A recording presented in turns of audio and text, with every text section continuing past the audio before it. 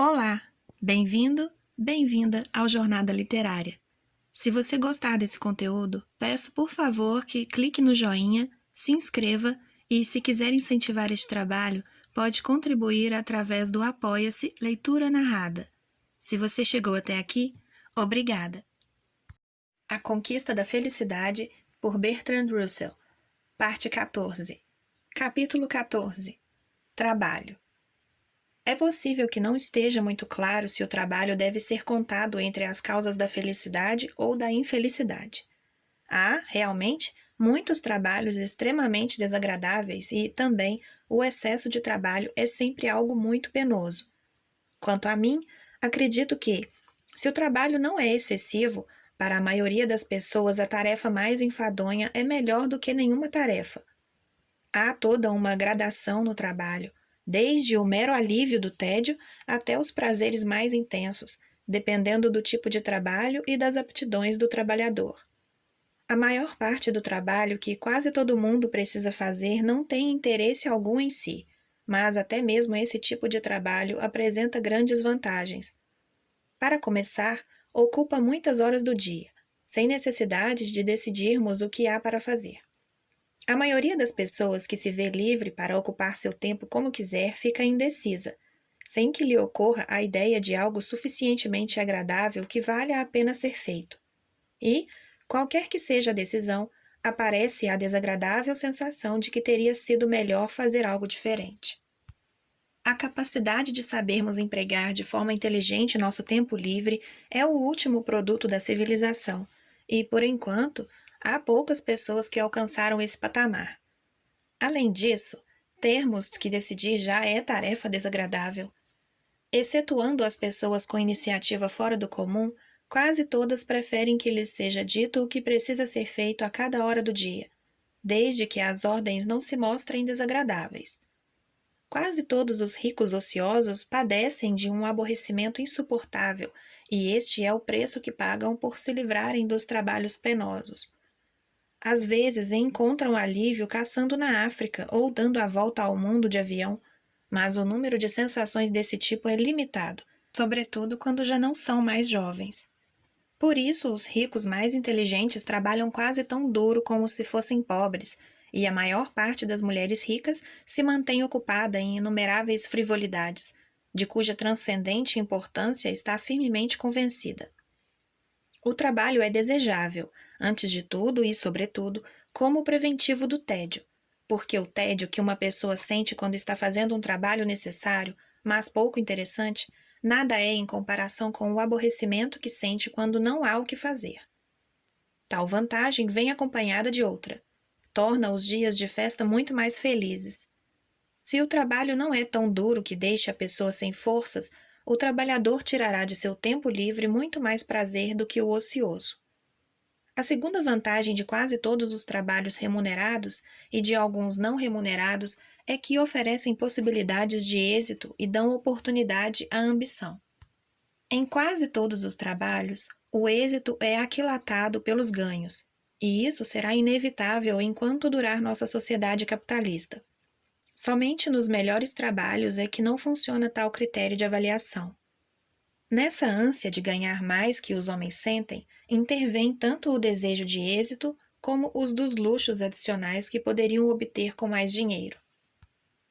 Por mais aborrecido que se revele um trabalho, ele se torna suportável caso ofereça a possibilidade de propiciar uma boa reputação, tanto em âmbito mundial quanto apenas no círculo privado. A persistência nos propósitos é um dos ingredientes mais importantes da felicidade a longo prazo e, para a maioria dos homens, isso se consegue principalmente no trabalho. Neste aspecto, as mulheres cuja vida é dedicada às tarefas do lar são muito menos afortunadas do que os homens e do que as mulheres que trabalham fora. A mulher do lar não ganha salário, não tem possibilidades de prosperar. Seu marido, que praticamente nada vê do que ela faz, considera que tudo isso é natural e não a valoriza por seu trabalho doméstico, mas sim por outras qualidades. Claro que tal critério não se aplica às mulheres com suficientes meios econômicos para mandar construir casas magníficas com jardins suntuosos, que se tornam a inveja de seus vizinhos. mas são poucas tais mulheres e, para a grande maioria, os trabalhos domésticos não podem proporcionar tantas satisfações quanto as que obtêm de seu trabalho os homens e as mulheres com sua profissão.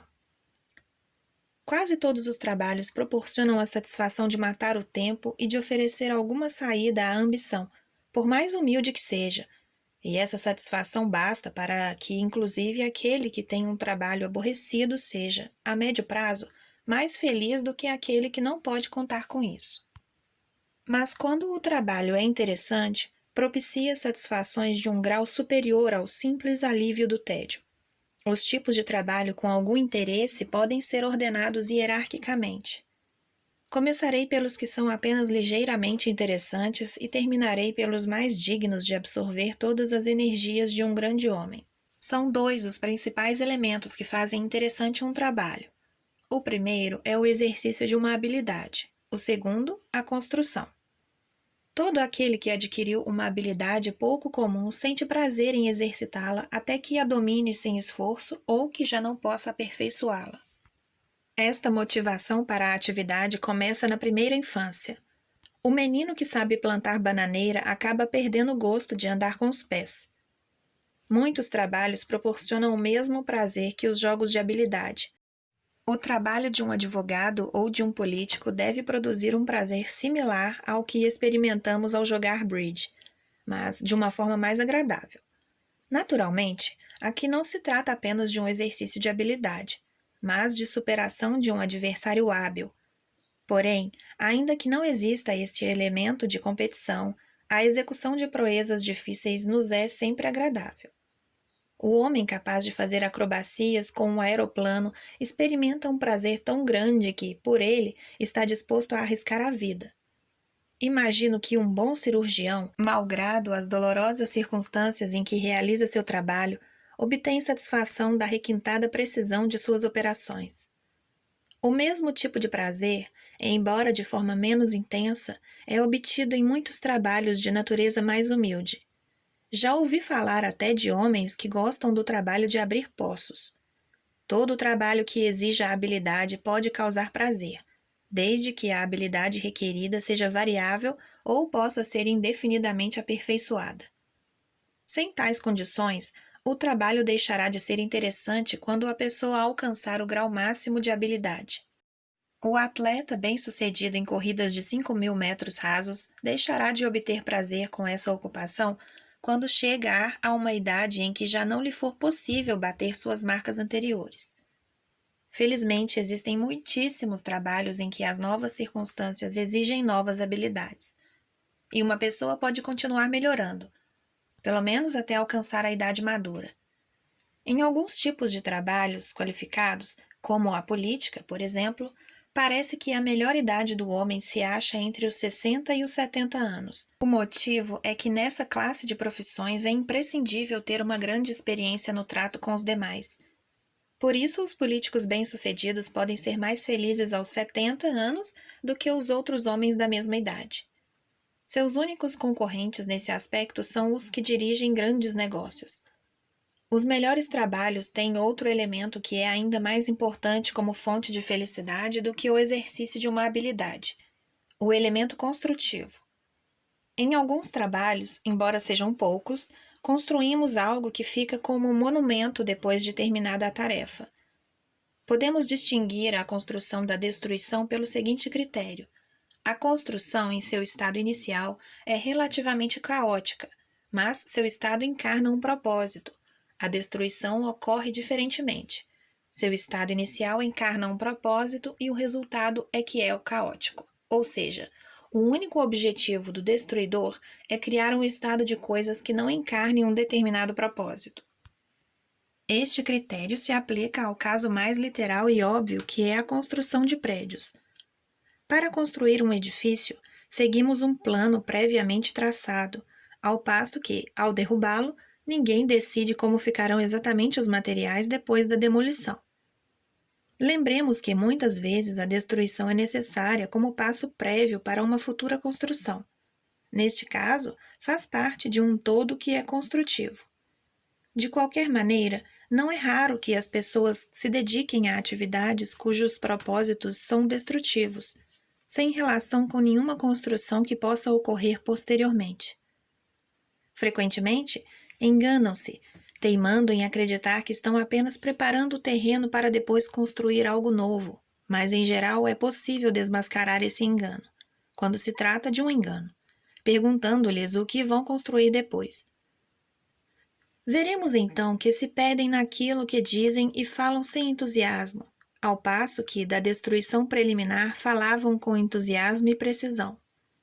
Isto se aplica a não poucos revolucionários, militaristas e outros apóstolos da violência. Agem motivados pelo ódio, geralmente sem que eles próprios o saibam. Seu verdadeiro objetivo é a destruição daquilo que odeiam e se mostram relativamente indiferentes à questão do que virá em seguida. Não posso negar que é possível sentir prazer com um trabalho de destruição, da mesma forma que sentimos prazer com um trabalho de construção. É um prazer mais feroz, possivelmente mais intenso em alguns momentos, mas que não produz uma satisfação tão profunda, pois o resultado não se apresenta satisfatório. Você mata seu inimigo e, depois que este se acha morto, já não tem o que fazer, e a satisfação obtida pela vitória evapora-se rapidamente. Em troca, sempre que você termina um trabalho construtivo, há o prazer de contemplá-lo, e, além disso, a construção nunca está tão completa que você não possa acrescentar mais um toque aqui e ali. As atividades mais satisfatórias são as que conduzem indefinidamente de um êxito a outro sem nunca chegar a um beco sem saída. E, nesse aspecto, é fácil comprovar que a construção é uma fonte de felicidade maior que a destruição. Talvez fosse mais correto dizer que aqueles que encontram satisfação na construção ficam mais satisfeitos do que os que se comprazem na destruição, porque quando estes estão repletos de ódio, não lhes é fácil obter da construção o prazer que obteria com ela uma outra pessoa. Além disso, poucas coisas são tão eficazes para curar o hábito de odiar como a oportunidade de fazer algum trabalho construtivo importante. A satisfação que produz o êxito em uma grande empresa construtiva é uma das maiores que podemos encontrar na vida. Embora, desgraçadamente, suas formas mais elevadas só estejam ao alcance de pessoas com aptidões excepcionais.